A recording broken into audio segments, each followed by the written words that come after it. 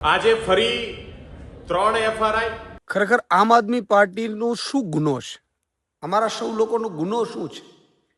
શું ગુજરાતની જનતાનો અવાજ બનવું એ ગુનો છે?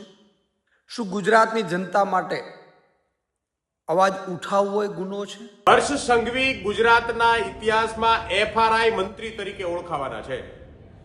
એમને આ જે કલંક છે, ગુજરાતનું આ કલંક, વિપક્ષ ઉપર સૌથી વધારે એફઆરઆઈ કરવાનું કામ કોઈ ગૃહમંત્રીએ કર્યું હોય તો એ હર્ષ સંઘવીએ કર્યું છે। ભારતીય જનતા પાર્ટી દ્વારા જે રીતે કાવતરા કરી અને આમ આદમી પાર્ટીના નેતાઓને હેરાન કરવામાં આવી રહ્યા છે, તો તમને અત્યારે જ કેમ યાદ આવ્યું છે ભાઈ? ચૂંટણી આવી છે ત્યારે પ્રકાશભાઈ તો ત્યાં જ છે ભાઈ। ક્યાં પ્રકાશભાઈ? ક્યાંય હોયા ગયા હતા? લંડન હોયા ગયા હતા? અમેરિકા ગયા હતા?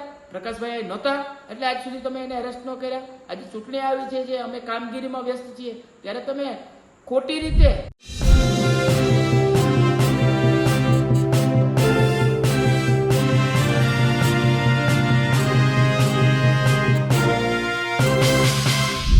સ્થાનિક સ્વરાજ્યની ચૂંટણીઓમાં જે રીતે પ્રચાર અભિયાન તેજ બન્યું છે, તો સાથે સાથે પોલીસ પણ આરોપ લાગી રહ્યા છે કે પોલીસ ઉપર આરોપ લાગી રહ્યા છે કે તે આમ આદમી પાર્ટીના કાર્યકર્તાઓ, નેતાઓ, જિલ્લા પ્રમુખો, ઝોનના જે પદાધિકારીઓ છે તેમને અટકાયત કરી રહી છે, તેમની ધરપકડ કરી રહી છે, તેમના ઉપર ખોટા આરોપો લગાવી રહી છે।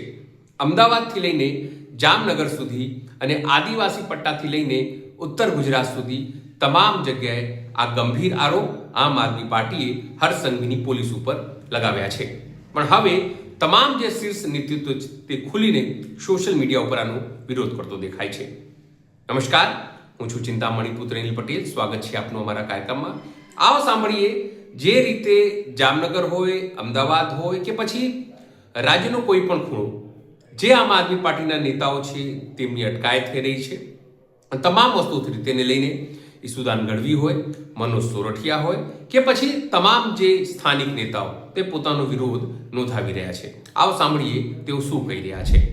મિત્રો, આમ આદમી પાર્ટીથી ભાજપ એટલું ડરી ગયું છે કે આમ આદમી પાર્ટીના નેતાઓની વારંવાર ધરપકડો કરી રહી છે। તમે જો અત્યાર સુધી લગભગ 150થી વધુ કાર્યકર્તાઓ ઉપર એફઆઈઆર કરી દેવી, એમની ધરપકડો કરી લેવી। હમણાં જ મને મેસેજ મળ્યા, અમારા સૌરાષ્ટ્ર ઝોનના પ્રમુખ પ્રકાશભાઈ ડોંગાની પણ ધરપકડ કરી લીધી છે। એ જ્યારે ફોર્મ ભરાવામાં પ્રક્રિયામાં હતા ઉમેદવારોના, કારણ કે સ્વાભાવિક છે કે એમની ઉપર જવાબદારી હોય, ત્યારે એમની પોલીસે એક કેસમાં ધરપકડ કરી। મને એ નથી સમજાતું કે ખરેખર આમ આદમી પાર્ટીનો શું ગુનો છે? અમારા સૌ લોકોનો ગુનો શું છે?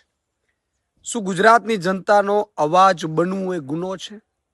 શું ગુજરાતની જનતા માટે અવાજ ઉઠાવવો એ ગુનો છે? શું ખેડૂતો, ગરીબો, વંચિતો, શોષિતો આ બધા પીડિત છે, એમના માટે અવાજ ઉઠાવવો શું ગુનો છે?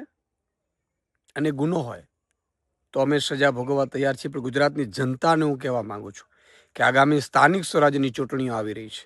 કેટલાય ઉમેદવારોને હજી ડરાવવા અને ધમકાવવાની કોશિશો થશે, પણ અમે મજબૂતાઈથી લડીશું। તો મહેરબાની કરીને જ્યારે તમે મતદાનના દિવસે બૂથમાં જાઓ ત્યારે ઝાડુનું બટન ભૂલતા નહીં, કારણ કે ઝાડુનું બટન જે તમારી પાસે પહોંચ્યું છે એ આપણા ગુજરાતની સમૃદ્ધિ, સુશાસન માટેની નિશાની છે। ક્રાંતિવીરો જે લડી રહ્યા છે એને મજબૂત હિંમત આપવાની નિશાની છે। તો આપ એ કામ કરજો એવી હું વિનંતી કરું છું। નમસ્કાર। આજે ફરી 3 એફઆરઆઈ અને 1 ધરપકડ। આમ આદમી પાર્ટીના સૌરાષ્ટ્ર ઝોનના ઇન્ચાર્જ અને જેમણે જામનગર રૂરલ વિધાનસભામાં ચૂંટણી લડી અને બીજા નંબર ઉપર રહેલા એવા પ્રકાશભાઈ ડોંગાની જૂના કેસમાં આજે ધરપકડ કરવામાં આવી છે। જામનગરમાં મેન્ડેટ ભરવાનું કામ ચાલુ છે। આમ આદમી પાર્ટીના ઉમેદવારો ફોર્મ ભરવાની પ્રક્રિયામાં બેઠા છે અને એવા સમયે સુરેન્દ્રનગરમાં 3 નવી એફઆરઆઈ અને પ્રકાશભાઈ ડોંગા જેવા નેતાની અત્યારે પોલીસ દ્વારા ધરપકડ કરવામાં આવી છે।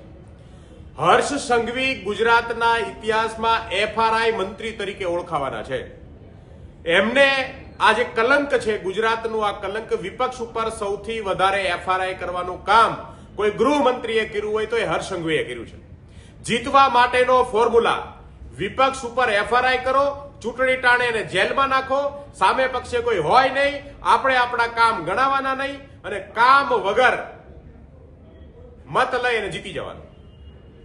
શરમ આવવી જોઈએ, શરમ. જો આપણામાં થોડી ઘણી પણ શરમ હોય તો 30 વર્ષના કામનો હિસાબ જનતાને આપો, 30 વર્ષના કામ જનતાને દેખાડો અને મત માંગો. વિપક્ષના ઉમેદવારોને આવી રીતે પ્રતાડિત કરીને એફઆરઆઈ કરીને જે પરિસ્થિતિનું નિર્માણ કર્યું છે ગુજરાતમાં, ગુજરાત માટે કલંકરૂપ છે. હર્ષ સંઘવી નવો જનરલ ડાયર છે. આ કાળા અંગ્રેજો જે રીતે ગુજરાતની અંદર રાજ કરે છે, આજ સુધી આવા પ્રકારની રાજનીતિ ક્યારેય જોવા મળી નથી.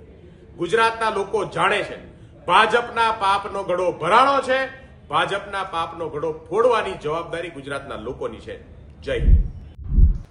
નમસ્કાર સાથીઓ, જ્યારથી સ્થાનિક સ્વરાજની ચૂંટણીની જાહેરાત થઈ છે ત્યારથી જાણે અગાઉથી જ પોતાની હાર પાડી ગઈ હોય એ મુજબ ભારતીય જનતા પાર્ટી દ્વારા આમ આદમી પાર્ટીના કાર્યકર્તાઓ ઉપર, નેતાઓ ઉપર અને ઉમેદવારો ઉપર સતત ખોટા કેસો કરવામાં આવી રહ્યા છે. આ કાવતરાના ભાગરૂપે આજે આમ આદમી પાર્ટીના સૌરાષ્ટ્ર ઝોનના ઇન્ચાર્જ પ્રકાશભાઈ ડોંગા ઉપર પણ ખોટો કેસ કરવામાં આવ્યો. આજથી 3 દિવસ પહેલા પ્રકાશભાઈ ડોંગા દ્વારા એમને કોઈ વ્યક્તિ બેફામ ગાળો ભાંડતો હોય એ રીતનો ઓડિયો પોલીસ તંત્રને પણ આપવામાં આવ્યો હતો. પરંતુ આજે એ વ્યક્તિ ઉપર કેસ કરવાના બદલે પ્રકાશભાઈ ડોંગા ઉપર ખોટો કેસ કરવામાં આવ્યો છે. આમ તો ગુજરાતની જનતા હંમેશા શાંતિ અને ન્યાયપ્રિય જનતા રહી છે. આ ગુજરાત મહાત્મા ગાંધીનું, સરદાર પટેલનું ગુજરાત છે. ત્યારે ભારતીય જનતા પાર્ટી દ્વારા જે રીતે કાવતરા કરી અને આમ આદમી પાર્ટીના નેતાઓને હેરાન કરવામાં આવી રહ્યા છે એ ગુજરાતની જનતા જોઈ રહી છે અને અમને આશા છે કે આગામી સ્થાનિક સ્વરાજની ચૂંટણીમાં ગુજરાતની જનતા આ લોકોને જડબાતોડ જવાબ આપશે.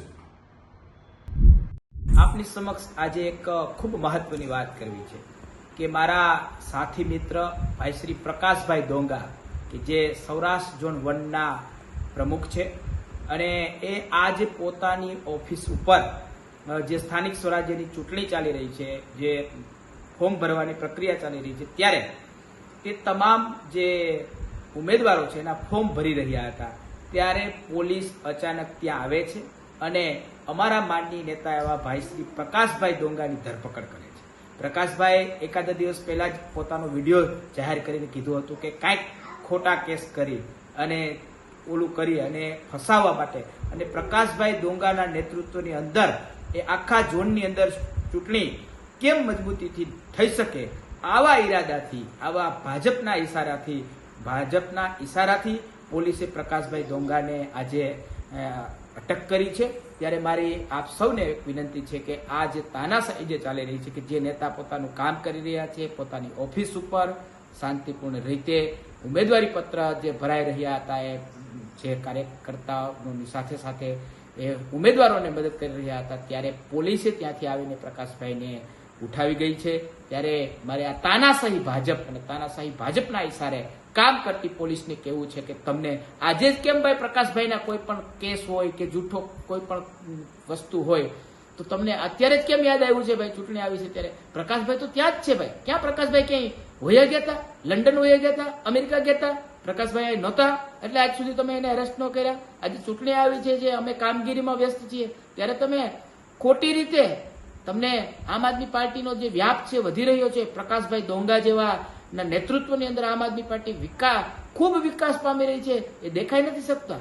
એટલે ભાજપના ઈશારે તમે આ ધંધા કરવાના આદરા છે.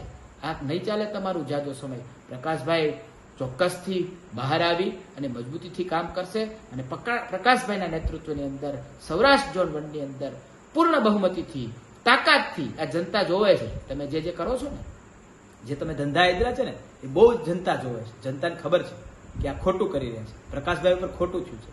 તો આનો જવાબ ચોક્કસ મળશે અને અમે આમ આદમી પાર્ટીના દરેક સૈનિકો છે એ મજબૂતીથી લડશું. પ્રકાશભાઈની ધરપકડથી ત્યાંનો એક પણ તાલુકા પંચાયત, જિલ્લા પંચાયતનો કે આવનારી નગરપાલિકાની જે ચૂંટણી છે એનો એક પણ જે ઉમેદવાર છે એ ડરવાનો નથી. તાકાતથી પ્રકાશભાઈ ઉપર તમે જે કર્યું છે ને એનો બદલો લેવા જનૂનથી લડશે.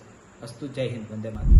જે રીતે આમ આદમી પાર્ટી આરોપ લગાવી રહી છે તેને લઈને ભાજપ મૌન છે, સરકાર પણ મૌન છે અને પોલીસ તરફથી પણ કોઈ પ્રતિક્રિયા નથી આવી રહી. ત્યારે આ મુદ્દે આપ શું વિચારો છો? જરૂરથી અમારા કોમેન્ટ બોક્સમાં કોમેન્ટ કરજો. એ સિવાય અમારી યુટ્યુબ ચેનલ લાઈક કરો, સબસ્ક્રાઇબ કરો, બેલ આઇકન દબાવો. સાથે અમારી વેબસાઇટ છે www.gujaratplus.in, ત્યાં પણ જઈને તમે વધુ અપડેટ થઈ શકો છો. અત્યારે માટે બસ આટલું જ. નમસ્કાર.